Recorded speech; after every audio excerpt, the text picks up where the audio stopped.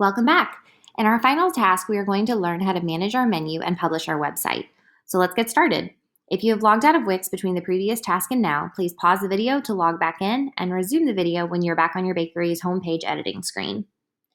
If you're still on the events page, you can click on the main menu button, and then from here you can click on the restaurants option on the left-hand side. Or if you were on the main editing page, which I'll show you how to get to. So from the main editing page, you're going to go up to the page events, click the drop down, and then we're going to go to the menu option, click on the gear, and select manage menus.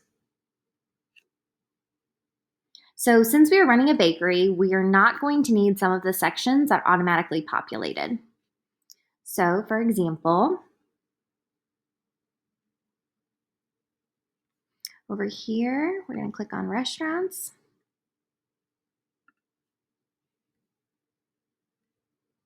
Okay, so from here, we're going to click on the edit menu button. And from here, you can see we have starters, mains, and desserts. So for the purpose of this project, we're going to leave the desserts option, but let's go ahead and delete the mains option. So in order to delete a section, you're going to click on more and then archive. Now that we only have two sections of our menu, let's go ahead and edit our starters option. So in order to edit the starters, we're going to highlight it so it's in blue and click on the pencil edit button. So from here, we have the option to edit each of our dishes. And so this is where a majority of this task is going to take place. You'll notice on the right-hand side, we have the option to change the section info. So this is where we want to start. I'm going to go ahead and click on the edit button. And the first thing I'm going to change is the name. So for the purpose of this project, I'm going to put cookies, and I'm actually going to make it all capitalized so it matches the fonts of the other sections. Here you also have the option to add a description, and then we want to make sure it's visible to customers. Then in order to change the image, scroll over it and click on Change Image. You can go ahead and pause your video now to find an image that you feel is appropriate for the cookies portion of our menu. Once you are happy with your image, the name of this section, and the description, go ahead and click on the blue Save button. Now I have the option to edit each of the dishes in this category. In order to edit one of our dishes, we're going to scroll over it and click on the Edit button. On this screen, we have the ability to edit our dish. So let's start at the top. We're going to click on the Edit button. And we're going to go ahead and do chocolate chip cookies. So first, let's change our image. I'm going to click Change Image. I'm going to type in chocolate chip cookies. And select an image. And you are welcome to pick any image that you'd like.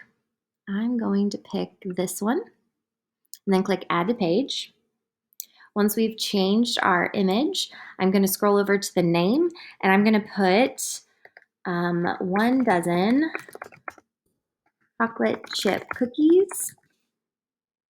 For the price, I'm going to put $8. And for the tax markup, I'm going to put 10%. And then this right here is where we can put our description. And you'll notice at the bottom, there are a variety of different options. There's a vegan option, vegetarian, gluten-free, organic. You can also select a spicy factor. Obviously, our cookies are not going to be spicy, but I'm going to go ahead and click the star button. It could be for a special, or you could also use it to mark your favorites. So I'm going to click special. I'm going to make sure it's visible to customers and that we have it in stock. And then I'm going to click on the Save button. All right, so now that I've saved it, you'll notice that it's been updated here on the dish information. And at the bottom, I also have the opportunity to add dish options. So let's go ahead and add an option here. I'm going to click on New Option. And when I do, I'm going to type in my new option name. Actually, over here, I'm going to click New Choice. And then here, for my new choice, I'm going to put 12-ounce glass of milk. And I'm going to make it $3 and then click Enter. And then once you have it in there the way that you'd like, you're going to add it. And you'll notice right here that now when our customers go to purchase this option, they have the opportunity to also purchase a 12-ounce glass of milk for $3. So then the last thing I want to show you on this page is the online ordering option. You have the ability to edit this here as well. So once we're happy with our dozen chocolate chip cookie option, I'm going to click on the back arrow to get back to our list.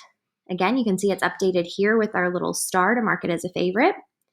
And so for the rest of them, we're going to go ahead and archive the other dishes. Since we're doing cookies, none of these really fit. So in order to archive an item, you're going to scroll over it, click on the three dots, and then select archive. And we're going to go ahead and do this for all of them. So we just have our chocolate chip cookie remaining. And then the next thing I want you to do is practice adding a menu item of your own. So in order to do that, you can either click New Dish, or if we archive something that we're bringing back, we also have the option to select existing.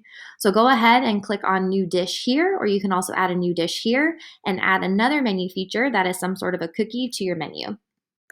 All right, great job. Now that you've mastered how to edit and add menu items, we're going to go ahead and exit out of our menu dashboard by simply clicking on the X. And as you can see, our menu page has been updated to include the edits that we made. So now let's take a look at our other pages. You can navigate through your pages by clicking on the blue page button at the top. There's the home page, our story, menus, your blog, as well as the event information.